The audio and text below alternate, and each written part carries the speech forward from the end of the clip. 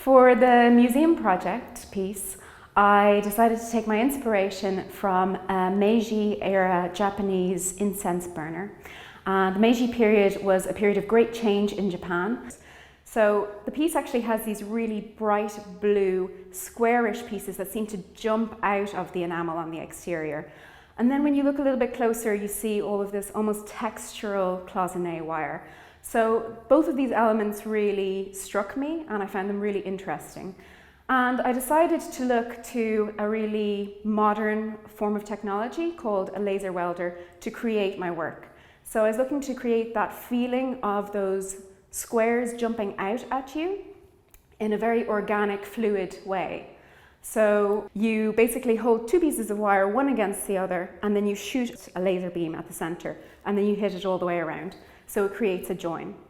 And once you've done this, you do it many, many other times. So for example, the piece that I'm wearing on my neck at the moment is a collar piece made entirely on the laser out of stainless steel wire that was on spools, and this has over 600 laser joins on it.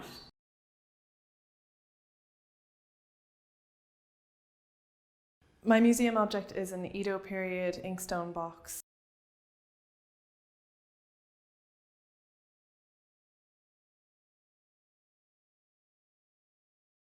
I chose to echo the rounded shape of the box to hydraulically press out the shape of my three pendants in sterling silver with black and gold lacquer work with really fine details of nature on it. Jewellers were like magpies for gold, so I was drawn into that, and I love natural forms on things, and it had a lot of variations of different kind of shapes on it that I could take inspiration from and apply it to my pieces.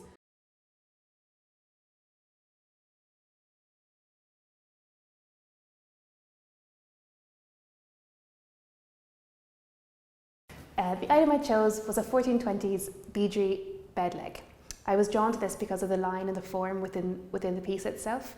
There was a lot of really interesting patterns, and I really wanted to recreate this in some way. I began drawing the images that I took of the object, and from that I created some really interesting patterns. When creating the piece, I tried to incorporate the design of the piece into the jewellery. So I wanted to keep it quite light because in my drawings the lines are quite fine. When I was creating the pieces, I pierced out the shapes I wanted and then fly pressed them. So from there I had a blank canvas to work on. I used fine wire to create the spherical patterns, so I could tack them using the laser welder, and then from there I soldered them. So this gave me the ability to create complex 3D forms and build up the layers of wires to create more of a 3D object.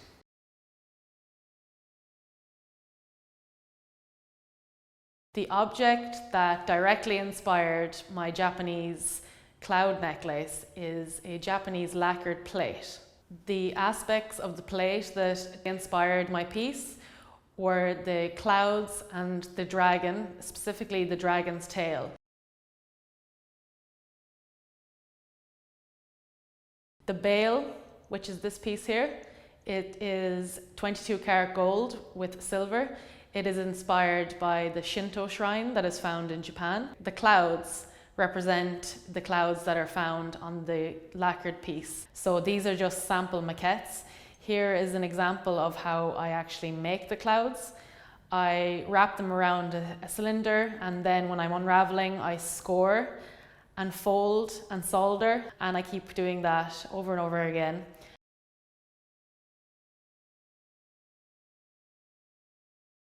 The object I chose from the museum was a Tibetan incense burner. It's shaped like a lotus flower. What appealed to me about this object was its soft lines and overall form. It has a certain kind of perfection and simplicity. The challenge then was how to take that and infuse it with Buddhist philosophy. So with the piece that I've made, there are 8 rings on the vessel. Those 8 rings represent the Eightfold Path, those 8 philosophical guidelines. And the colours of the different stones they have different meanings as well in Buddhism. There's also kind of a chamfered edge at the bottom of the vessel, which is 8 sides as well. So there's this reoccurring theme of 8 elements representing the eightfold path. It was really difficult to choose just one item. There's just so much stuff here. But it's such a great opportunity, and I'm really pleased with how the piece turned out.